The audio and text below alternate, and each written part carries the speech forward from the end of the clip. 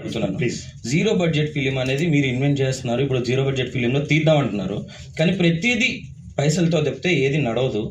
Zero budget అని మీరు ఎట్లా చెప్తున్నారు? అవును కదా, ఇప్పుడు కాన్సెప్ట్ ఉంది, దానికి ఏమైనా డబ్బులు కావాలా? రైటర్స్ ఆన్లైన్లో 100 మంది దొరుకుతారు, అవకాశాలు వస్తున్నారు సార్. కాన్సెప్ట్ రెడీ అయిపోతుంది, మీ చేత కాకపోతే రైటర్స్తో చేంజ్ చేసుకోండి. మీకు రైటర్స్గా దొరకలేదండి, నాకు జస్ట్ మెసేజ్ పెట్టండి, 100 మందిని మీకు పరిచయం చేస్తాను. స్క్రిప్ట్ రెడీ చేయండి. మీకు సింపుల్గా చెప్పుకుంటూ వెళ్తున్నాం చూడు, 2 నిమిషాల్లో చెప్పేస్తాను. స్క్రిప్ట్ రెడీ అయిపోయిందా, మీకు షూటింగ్ కావాలి, దానికి ఏం కావాలి? కెమెరాలు కావాలి. కెమెరాలు ఈసీ ఇస్తుంది కదా, ఈసీ దగ్గర రూపాయి తీసుకోదు. వన్స్ మీరు డైరెక్ట్గా ఫైనల్ అయిపోతే ఈసీనే మొత్తం చూస్తుంది. ఓకే, 1 రూపాయి తీసుకోదు, ఇవ్వదు. ఫ్యాషన్ ఉందా చేయండి, షూటింగ్ కంప్లీట్ అయిపోతుంది. పోస్ట్ ప్రొడక్షన్ ఏంటి? Editing, dubbing, sound effects, RR ఇవన్నీ కావాలి. అవన్నీ ఆల్రెడీ ఐటీ కంపెనీ మాతో టైప్ అయ్యి ఉంది. ఓకే, లేదు సాంగ్స్ కావాలి, పక్కనే ఉన్నారు కదా మీ గురువు. అయిపోయింది.